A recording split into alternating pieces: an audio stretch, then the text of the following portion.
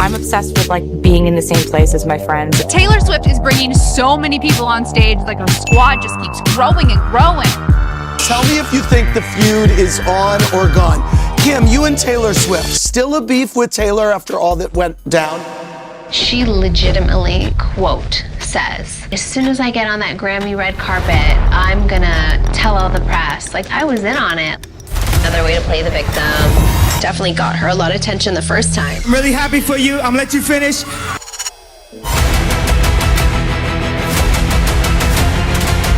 And she writes a song about me, and I'm like, okay, cool.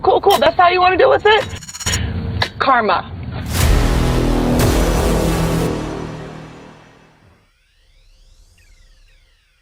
Since the dawn of the entertainment industry, public friendships and relationships have always been the main factor when it comes to fame, whether you're gonna fade into obscurity or be swallowed up by Hollywood as their latest mainstay. Over the years, ironclad cliques have risen and fallen throughout Hollywood, creating iconic moments that have changed pop culture forever.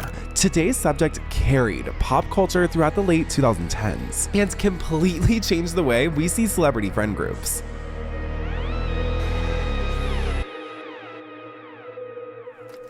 Taylor Swift and her squad link-up would be the most talked about celebrity event for years and years. Taylor Swift and her best friends would not only dominate every headline, but would command attention at every award show, truly transforming her friend group into the it girls of 2015, and in return, transforming Taylor Swift into the biggest pop star of the 2010s and 2020s.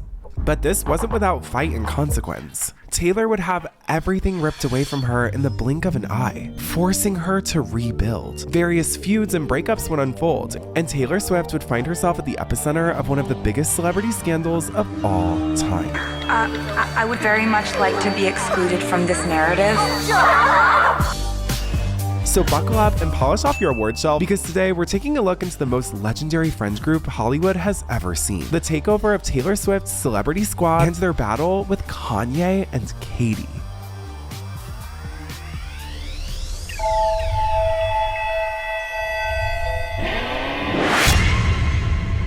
If you're a fellow Swiftie, then you know that Taylor's had to deal with stalkers and hackers for years. From her Twitter account getting hacked, to Instagram, to even Eras Tour tickets getting swiped. By the way, Jake and I have a wild Eras Tour story that we're gonna have to tell you all about one day. Anyways, this all happens because our whole life is pretty much all online now. Just Google your name and you'll see all your personal information available for anyone to see. This is how scammers get your phone number and why your inbox is flooded with spam. That is why we absolutely love today's sponsor, Aura. Aura protects you from all of those creepy data brokers who are selling your data without your consent to marketers, scammers, and even stalkers, all while making billions doing it. Your data is legally required to be removed if you ask, but of course they make that process extremely difficult and confusing. Aura completely solves that problem, doing the hard part for you by automatically removing your information from those sites and keeping it off. I personally have been using Aura for over a year now, and my information is no longer on those weird people finder sites. Plus, Aura does so much more.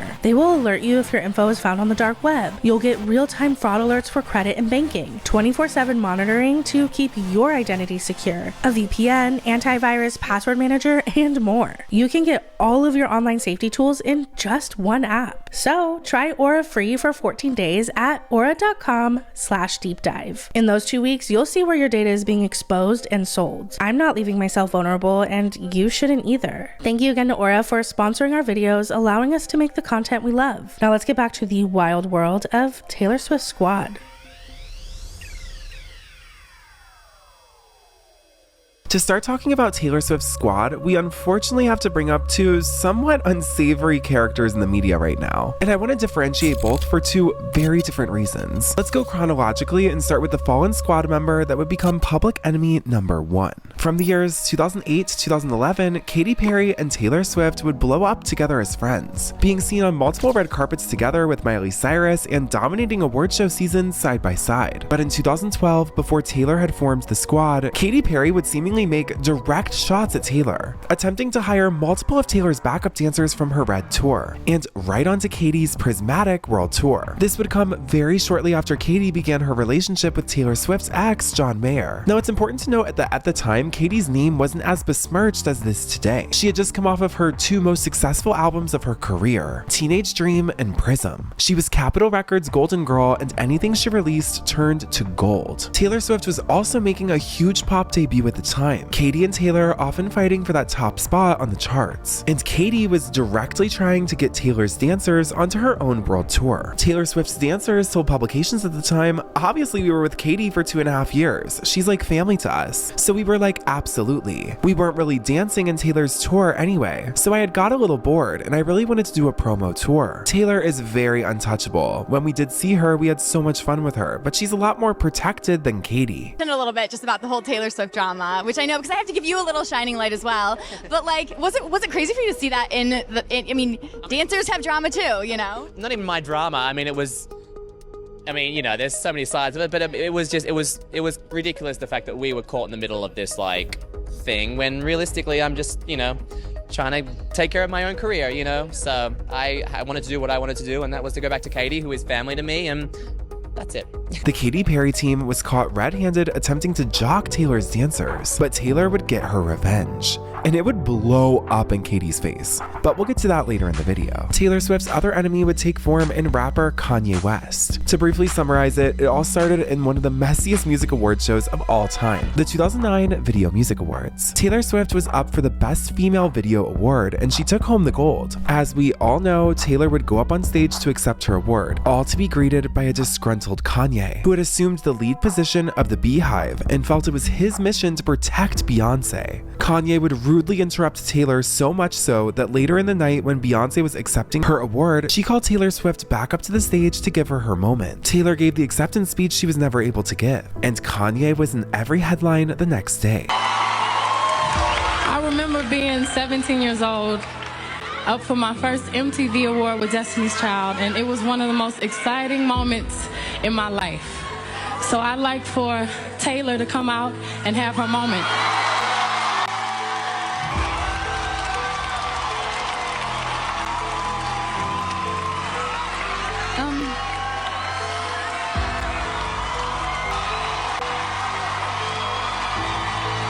Maybe we could try this again? Were you expecting Beyonce to bring you up, and what did you think of that gesture?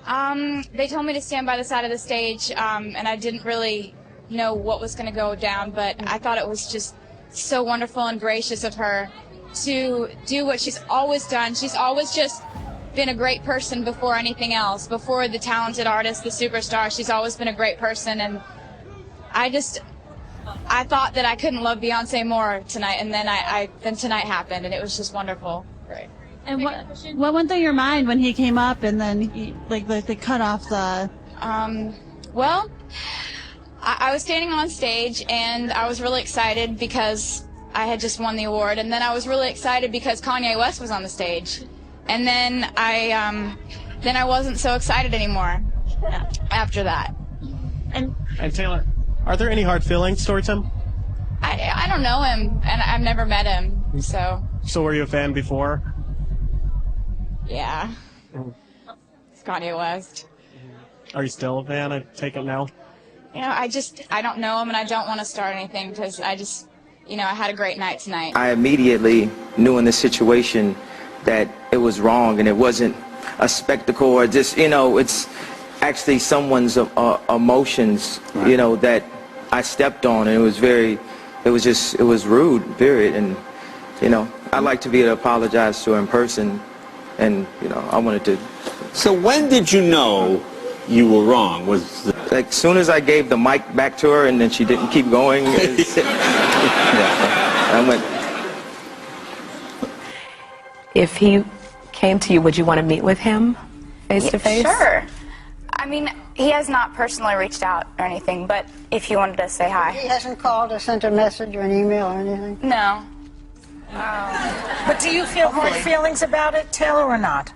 I'm not going to say that I wasn't rattled by it. Rattled. But, I had to perform live 5 minutes later, so I had to get myself back to the place where I could perform. So, But you're a pro, and you did it. thank you. How did you pull it together? I think Beyonce's a classy lady for what she did at the end. How classy was that? I just think he's an idiot. He's just a waste. He's just a toolbox. I want to thank BET for, excuse me, Kanye, I'm going to let you continue, but this video girl, man. Yo, Kanye, I'm really happy you're getting this nomination and all. I'm gonna let you finish. But I have one of the best interruptions of all time. Of all time! Carry on. When you got an artist there for the first time, and you go and you want to tell them, like, we know Beyonce is great. Of course. You know that? Like, there's nobody that's confused in that actual area. But Taylor Swift is great and is new at that point, and you can't replace it. Even an apology, you can't replace what it feels like for the very first time receiving that award. Now, in her head, my first award was Kanye West. Now remember, Taylor Swift was only 15 at this time, and Kanye West was a grown man who'd been in the industry for years. Taylor would reveal that Kanye apologized, and it seemed like the drama was water under the bridge. However, Taylor Swift would perform her song Innocent the next year at the VMAs, and it was highly rumored that the song was about Kanye. Well, we were all watching on the VMAs and were really impressed by the Innocent song that that you had, and especially because that was the way you chose to handle that situation with Kanye. Have you heard from him since that show? I don't really talk about that. I do love you, though. And 4 years later, in 2013, Kanye West would take back his apology to Taylor. This was the start of a massive blowout fight I'm gonna get to later in this video. It was clear Taylor Swift was an open target for celebrities, corporations, and comedians to publicly slander. She was the antithesis of Kanye and Katy, both attempting to appeal to popular culture. While Taylor was still the girl next door, Taylor needed a defense squad. She needed to build an army of celebrities like Katy and Kanye had already had. Luckily for Taylor though, it would actually happen organically. While Taylor Swift's squad would peak in 2015, I want to briefly run down how the squad era, aka 1989, even came to fruition. Since the dawn of Hollywood, fame has been determined by three things: money, power, and connections. Because social capital is so highly valued in the entertainment world, it's often impossible to trust anyone's intentions. So it gets really lonely at the top. Oftentimes, the only people who really understand the struggle of being a public figure are other public figures. Thus, Taylor would gravitate towards her fellow singers, models, and actresses to hopefully find a friendship she could actually relate to for once. The 1989 era represented the transformation of Taylor Swift, the girl next door, into Taylor Swift, the global pop phenomenon that everyone's talking about. She would be transformed from the girl everyone felt like was their best friend to the girl that everyone wanted to be friends with. Yes, that would come from Taylor's new music and messaging, but most of all, this transformation would come from her friend group. Taylor Swift had been in Hollywood for nearly a decade at this point and had accrued numerous friendships. One of her first public friends she accrued being Selena Gomez in 2008. At the time, Taylor was dating Joe Jonas and Selena Gomez was dating Nick Jonas, not only bonding over their boyfriend's last name, but they would also bond through each of their breakups, causing something beautiful to form from the chaos. How'd you guys meet? We both dated the Jonas Brothers. Did you really? Yeah. I didn't know that. Yeah, I was like 15. Yeah. And she was, I think, 18 at the time. Like the same brother? No. I didn't know.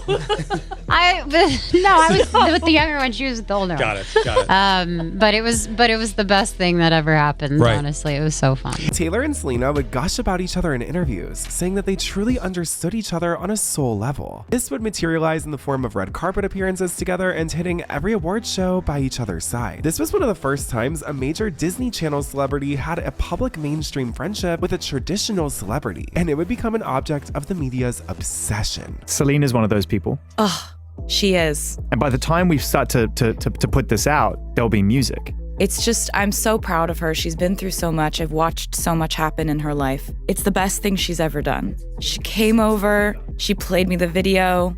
It's just, I'm so proud of her. She's been through so much. I've watched so much happen in her life and had a front row seat to so much. And I'm so proud of her. Taylor. No, that was very sweet. Yeah. Yeah. You've known each other for a long time. Yeah, about 13 years. The challenges and the triumphs of sharing these things with friends. She was frustrated when I was frustrated. She was sad when I was sad.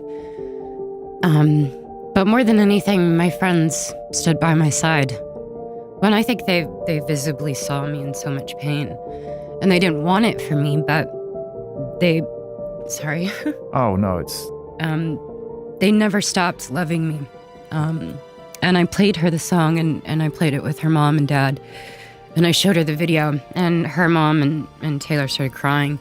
During Selena's public and nasty breakup with pop superstar Justin Bieber, Taylor would publicly stand by Selena, making it clear that if Selena was hurting, Taylor was hurting too. They were just that close. Selena Gomez is one of Taylor's closest and longest-term friends, but Taylor would also befriend Hailee Steinfeld from Pitch Perfect, the Hayam sisters, the Hadid sisters, Zendaya, Lena Dunham, Lily Aldridge, Lorde, Martha Hunt, Cara Delevingne, Ruby Rose, Hayley Williams, the lead singer of Paramore, and of course, Karlie Kloss. Now, Taylor would meet most of these people at red carpets and various fashion shows, a majority of the events being around 2013. This was the year Taylor was working on one of her biggest projects to date. Just coming off the Red Tour with multiple songs that dominated the charts like Trouble and 22, Taylor Swift had officially made the transition into pop music. But 1989 would represent Taylor's transition from songstress to pop legend. And her elite friend group she was forming was about to blow up.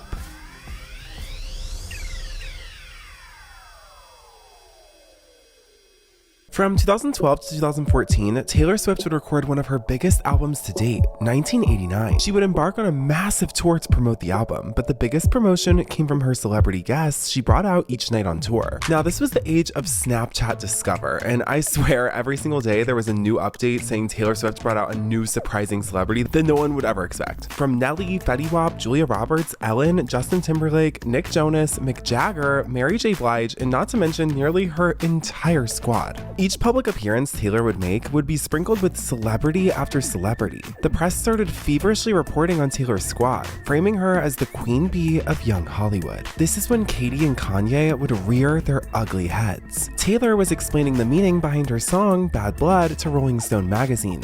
Taylor clarifying, "For years, I was never sure if we were friends or not. She would come up to me at awards shows and say something and walk away, and I would think, are we friends, or did she just give me the harshest insult of my life? She did something so horrible. I was like, oh, we're just straight up enemies. And it wasn't even about a guy. It had to do with business. She basically tried to sabotage an entire arena tour. She tried to hire a bunch of people out from under me. And I'm surprisingly non-confrontational. You would not believe how much I hate conflict. So now I have to avoid her. It's awkward and I don't like it." The next day, Katy would tweet ominously, "Watch out for the Regina George in sheep's clothing." When asked about the feud by Billboard magazine, Katy Perry threatened that if someone's trying to come for her, quote, "You're going to hear about it." In May 2015, Taylor Swift would drop the music video heard around the world, Bad Blood. It would feature her entire squad in a Mad Max-style action movie, each with their own persona. This was the official launch of the squad as the world knew it. And like Taylor said in that interview, the song was a direct reference to a feud she had with a major star, one who had tried to sabotage her tour. In multiple interviews, Taylor Swift would be asked directly who the song and video were about, and Taylor would respond saying she didn't want to give anyone anything to write about,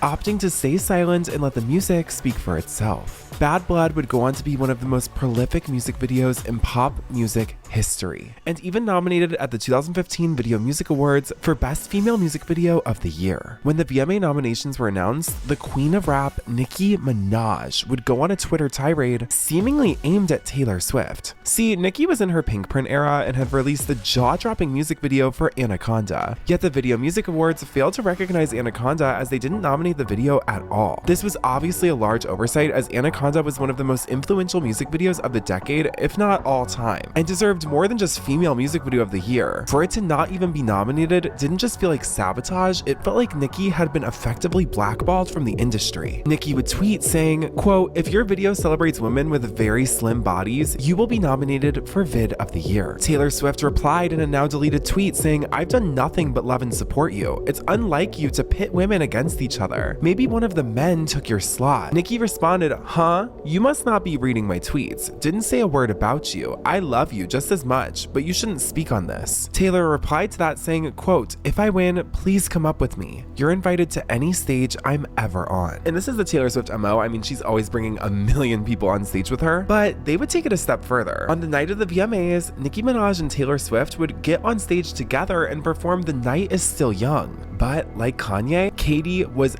not amused. Very confusingly tweeting that same day, quote, finding it ironic to parade the pit women against other women argument about as one unmeasurably capitalizes on the takedown of a woman. Comment below what y'all think that means. I've tried to read it like literally 50 times. That took me so many takes, but I want to hear what y'all think. Anyway, just a few days later, one of Taylor's backup dancers would dress up in a shark costume during a performance of Bad Blood. Now, obviously, we all know Bad Blood is rumored to be about Katy Perry and how she stole one of Taylor's dancers away. More specifically, the one who played Left Shark at the Super Bowl. So, as you can imagine, when the shark briefly showed up on stage during Tay's performance, well, people couldn't help think it was quite the dig at KP. This seemed like direct shots at Katy, as it was the same year as her Super Bowl performance, famously featuring the Left Shark dancing out of sync. That same month, when asked by GQ who Bad Blood was about, Taylor Swift would clarify her previous comments in the Rolling Stone article, saying, quote, you're in a Rolling Stone interview, and the writer says, who is this song about? That sounds like a really intense moment from your life. And you sit there, and you know you're on good terms with your ex-boyfriend, and you don't want him or his family to think you're firing shots at him. So you say, that was about losing a friend. And that's basically all you say. But then people cryptically tweet about what you meant.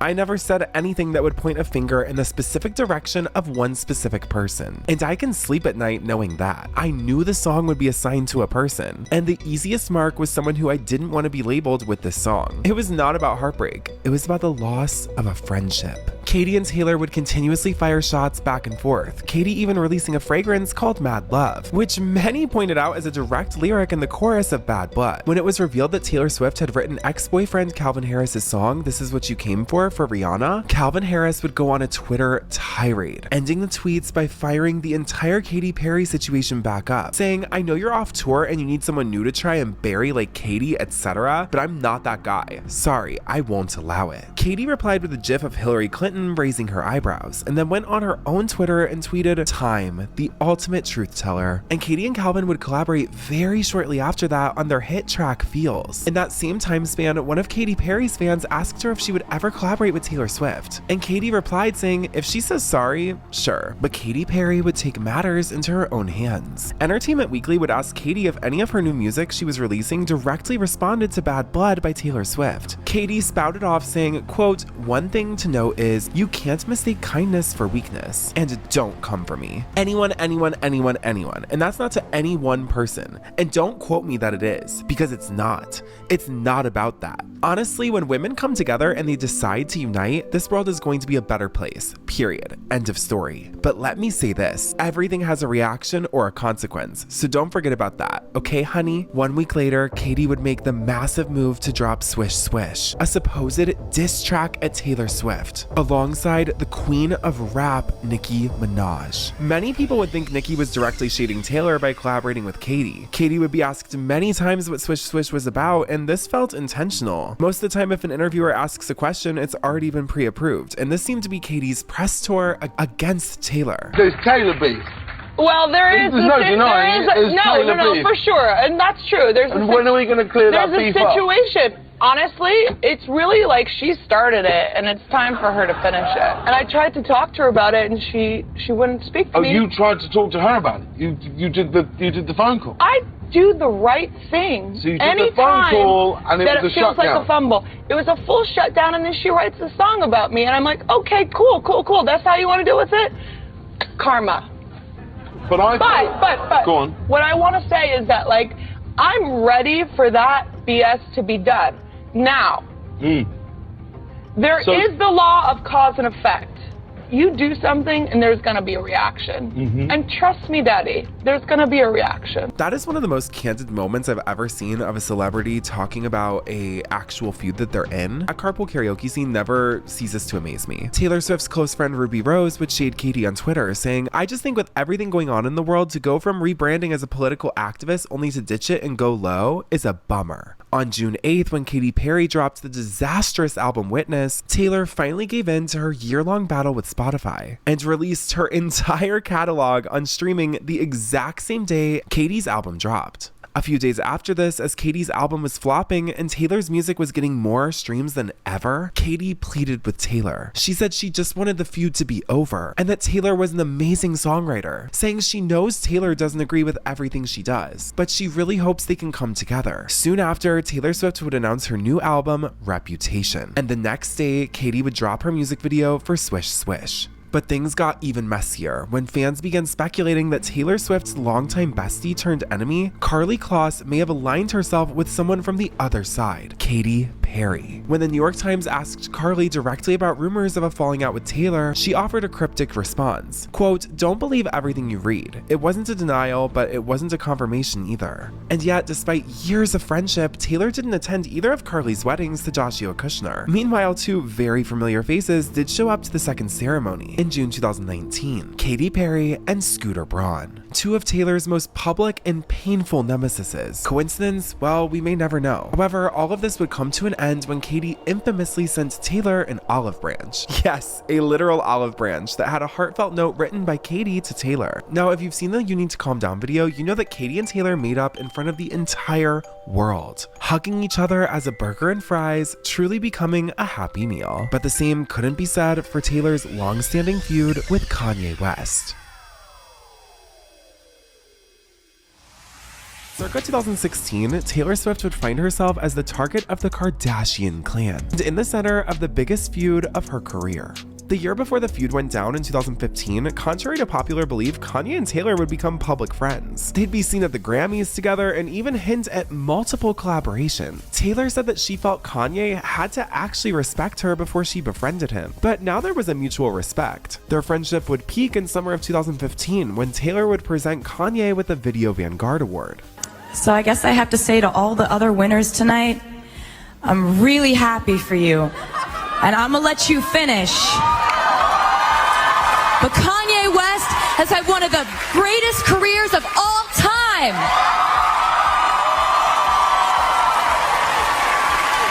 And right now, I am honored to present the 2015 Vanguard Award to my friend, Kanye West. Kanye even gave Taylor a humongous bouquet of flowers that very night. Everything actually seemed okay for once between Taylor and Kanye, who had had such a tumultuous relationship. But of course, all good things have to come to an end. Less than 9 months after presenting Kanye with the Video Vanguard Award, Kanye would release his new song, Famous, at his Yeezy fashion show, bragging on the track, quote, "I feel like me and Taylor might still have sex. Yep, I made that bitch famous." Multiple members of the squad were caught in the crossfire, as the Hadid sisters were in attendance for the Yeezy fashion show that he premiered the song at. Of course, the press would jump on this and Gigi would have to speak out in support of Taylor, tweeting, "My attendance somewhere does not mean I agree with everything being said in the music playing there. My friends know of my loyalty." After this song dropped, that lyric immediately went viral. Kanye spoke out on Twitter saying that Taylor gave him permission to say that line, but Taylor's spokesperson said otherwise. According to Taylor Swift's team, Kanye had in fact called Taylor,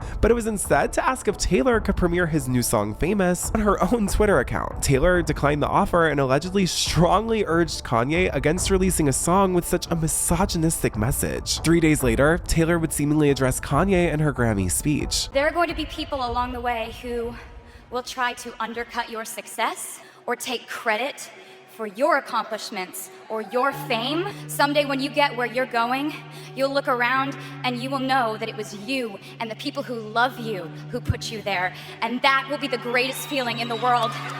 Thank you for this moment.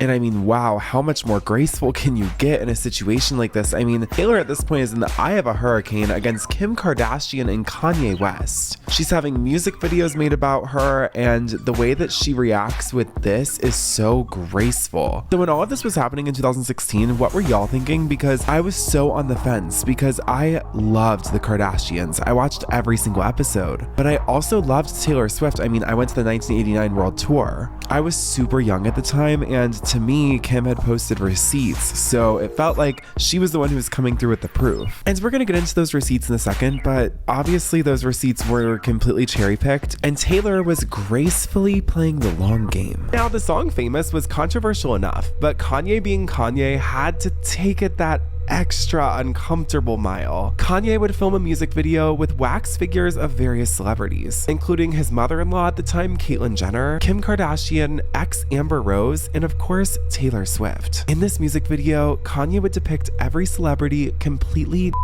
in bed together. We can't even show the music video here on YouTube. It looked way too realistic. Like Madame Tussauds could never. And Taylor was rightfully mortified. In July of 2016, the Kardashian episode would air where they directly addressed Taylor Swift. Kim said she felt Kanye shouldn't still have to be punished for something he did years ago and attempted to shift the blame narrative. It's like Amber, Rose, Ray J, Chris Brown, Rihanna, Taylor Swift, and Caitlyn.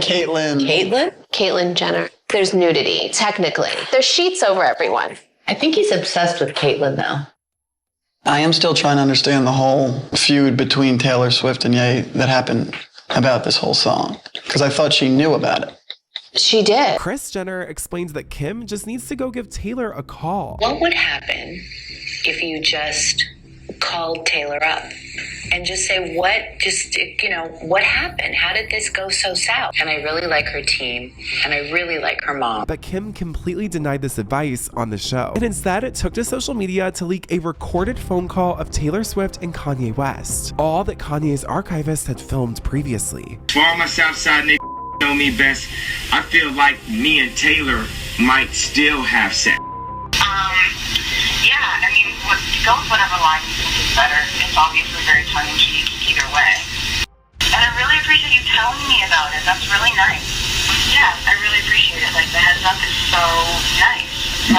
Without, even asking or seeing if I'd be okay with it, and I just really appreciate it. I never would have expected you to, tell me about the line in one of your songs. Taylor would immediately respond on Instagram, saying, "Where is the video of Kanye telling me he was going to call me, quote, that bitch in his song? It doesn't exist because it never happened. You don't get to control someone's emotional response to being called that bitch in front of the entire world." Of course I wanted to like the song. I wanted to believe Kanye when he told me I would love the song. I wanted us to have a friendly relationship. He promised to play the song for me, but he never did. While I wanted to be supportive of Kanye on the phone call, you cannot approve a song you haven't heard. When I was never given the full story or played any part of the song is character assassination. I would very much like to be excluded from this narrative. One that I have never been asked to be a part of since 2009, end quote. Now it's important to note that many of the artists coming against Taylor Swift were managed by Scooter Braun, and she even alleged in a Tumblr post a little later on that he triangulated all his clients to actively take her down. And this video is already extensive, so we'll have to save that drama for another one, but just know Taylor has alluded to him being behind a lot of this. Anyway, fortunately, Taylor Swift wasn't alone in the firestorm. Her squad quickly rallied behind her, offering public support as the media frenzy intensified. Selena Gomez took to Twitter with a passionate message saying, quote, "There are more important things to talk about. Why can't people use their voice for something that actually fucking matters? Truth is, last thing we need right now is hate in any form."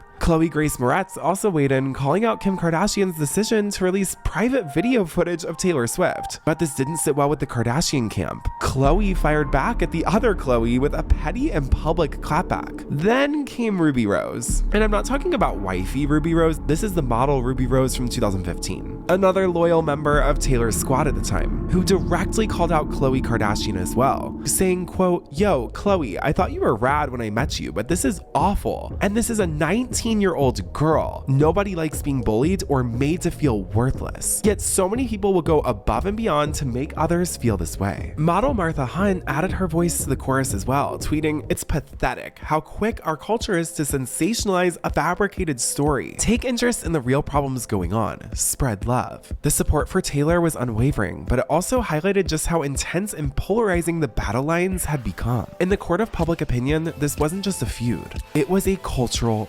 moment, and Taylor's squad was at the center of it. But as we know, someone's not truly taking over pop culture unless there's a huge group of haters against them. And this pains me to say, but Miley Cyrus and Demi Lovato were two of the most outspoken critics of the squad. Demi directly coming for the squad, saying, quote, "She doesn't see anybody in any sort of squad that has a normal body. Quote, it's kind of this false image of what people should look like and what they should be like, and it's not real." Even the queen of Disney Channel herself, Miley Cyrus, said she doesn't do celebrity squads and she likes to hang out with real people who inspire her. Really an interesting time for her to be talking about Taylor Swift during her Dead Pets era, because she also hosted the VMAs where Taylor and Nicki made up. The same VMAs where Nicki Minaj infamously called out Miley Cyrus, saying, "Miley, what's good?" Nicki had seemingly taken Taylor's side on multiple occasions. That's why Swish Swish was so shocking. But amidst the bombshells Miley Cyrus was revealing during the Something Beautiful press tour, she revealed she actually did have a squad before Taylor, revealing that her track 4x4 from her best album Bangers was supposed to have a music video featuring not only Miranda Kerr, Madonna, but Miranda Cosgrove from iCarly, all mud wrestling, saying, quote, "Madonna was down to do the music video. Miranda Cosgrove, like, I had all these people lined up." And this was before Taylor had like a lot of people first. And I had a fucking squad. Okay, but imagine Miranda Cosgrove reprising as the idiot farm girl for 4x4. Oh my gosh. Amidst all of this, Katy Perry, who was still feuding with Taylor at the time, posted videos of her at Kanye's concert dancing to the song Famous. On August 25th, 2017, Taylor would release her music video for Look What You Made Me Do with multiple Kardashian references, including Taylor getting into a Caitlyn Jenner-esque car crash, crashing into a parody of the Kardashian store, even featuring a Kardashian-esque characterization of Taylor who is, quote,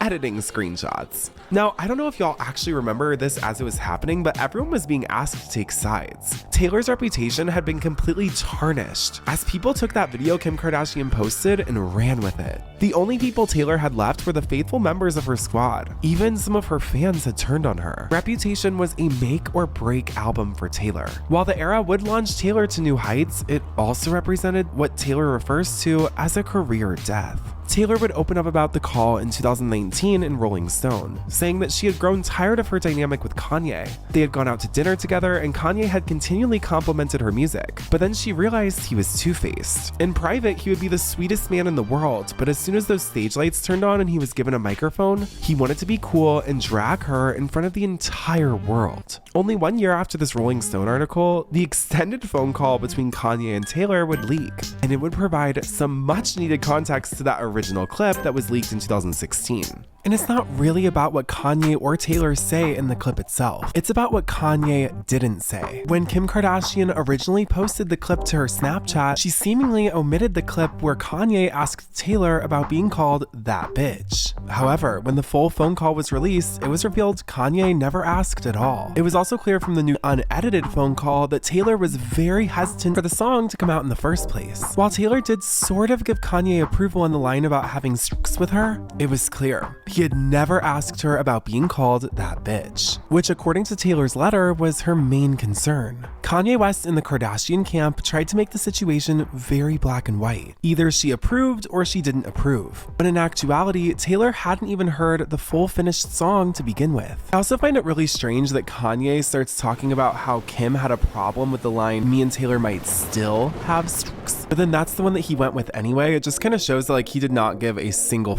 what Kim Kardashian thought. Anyway, this clip would cause the internet to explode. Everyone who had so haphazardly taken Kim's side during the fallout were eating their words. Taylor would respond with a swipe up link to donate to an organization to end world hunger, but Kim would reply on Twitter saying, "To be clear, the only issue I ever had around the situation was that Taylor lied through her publicist who stated that Kanye never called to ask for permission. They clearly spoke, so I let you all see that. Nobody ever denied the word bitch was used without her permission." So Kim kind of admitted fault at the very end. It's like, oh my gosh. Now, as we all know, Taylor Swift would ultimately prevail, showing through her success, nonstop hard work, and dedication that she had the power and intelligence to supersede the entire Kardashian clan and even Kanye West himself. Taylor Swift is now the highest paid woman in music and has completely dominated the entire planet. But it's important to remember that her entire career was under non-stop attack. Whether it was from Katy Perry, Kanye West, or even Scooter Braun, Taylor Swift is a shining example of everything being stripped and taken away from you. The entire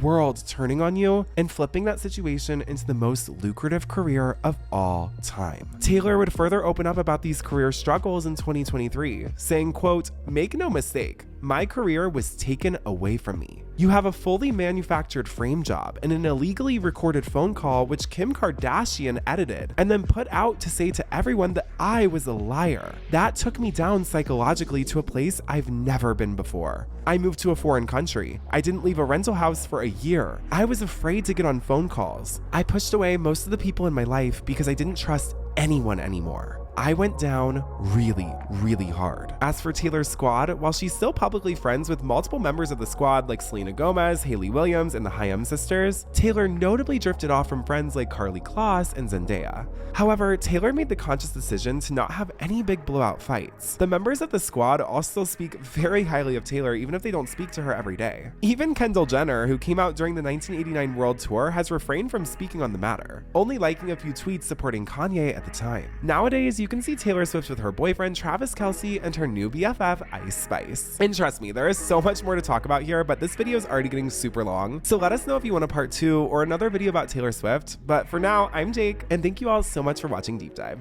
Bye!